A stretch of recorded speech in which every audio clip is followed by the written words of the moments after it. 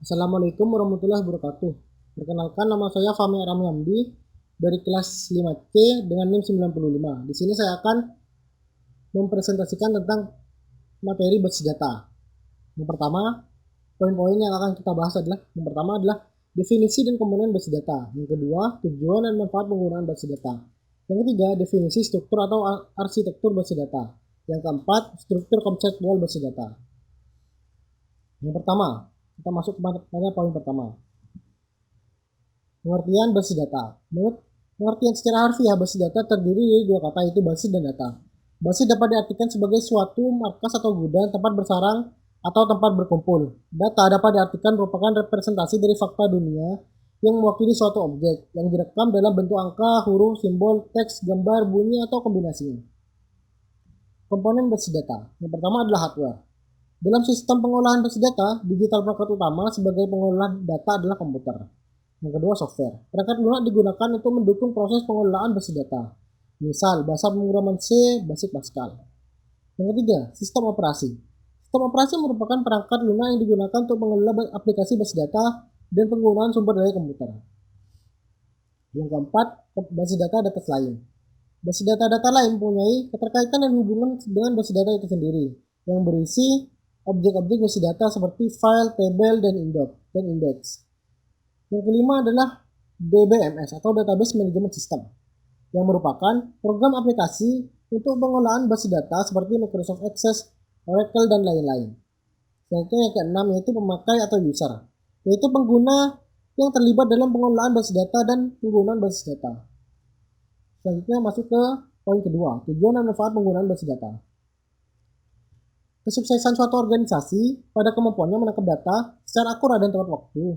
Hal tersebut berkaitan dengan operasi dan pengaturan data secara efektif, maupun penggunaan data untuk keperluan analisis, untuk kebutuhan mendukung keputusan, kemampuan untuk mengatur atau mengolah sejumlah data, dan kecepatan untuk mencari informasi yang relevan adalah aset yang penting bagi suatu organisasi.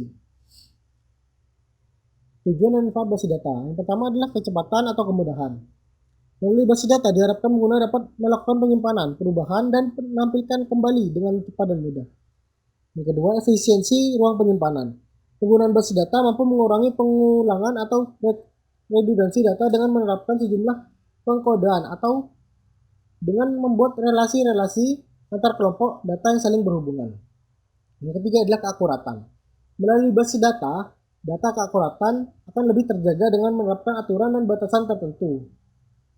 Selanjutnya, kebersamaan atau stability. Menjaga atau menghindari munculnya problem baru seperti inkonsistensi data. Inkonsistensi data adalah terjadi perubahan data yang dilakukan oleh beberapa user dalam waktu yang bersamaan, atau kondisi deadlock yang adalah karena ada banyak pemakai yang saling menunggu untuk menggunakan data. Selanjutnya, kelengkapan. Agar data dikelola senantiasa lengkap baik relatif terhadap kebutuhan pemakai maupun terhadap waktu, hal ini dapat dilakukan dengan menambahkan rekod-rekod data, perubahan struktur basis data, menambahkan field pada tabel atau menambah tabel baru. Dan selanjutnya adalah keamanan. Keamanan dalam penggunaan basis data diperlakukan pada sistem yang besar dan serius. Dengan penerapan ini, setiap pengguna dibedakan hak aksesnya, yakni ditentukan objek-objek mana saja yang bisa diakses dan proses apa saja yang bisa dilakukan. Selanjutnya yang terakhir adalah ketersediaan. Dengan basis data yang sudah tidak dapat dipakai dipisahkan dari sistem database yang sedang aktif.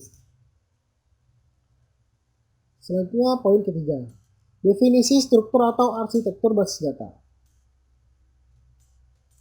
Arsitektur basis data merupakan serangkaian pengetahuan tentang pemodelan data, pengetahuan tentang file, table, field, record, index, abstraksi data, dan serangkaian konsep yang digunakan untuk membuat deskripsi struktur basis data. Melalui deskripsi struktur basis data dapat ditentukan jenis data, hubungan, constraint, dan data yang ditangani.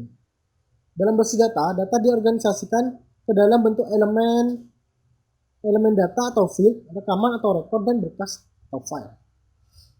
Selanjutnya, pengertian dari ketiga tersebut. Yang pertama adalah elemen, kolom atau file. Field.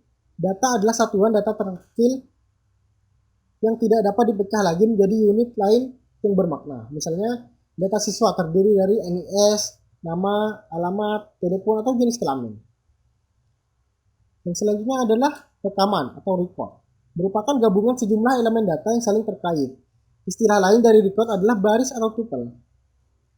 Yang ketiga adalah berkas atau file, adalah himpunan seluruh record yang bertipe sama.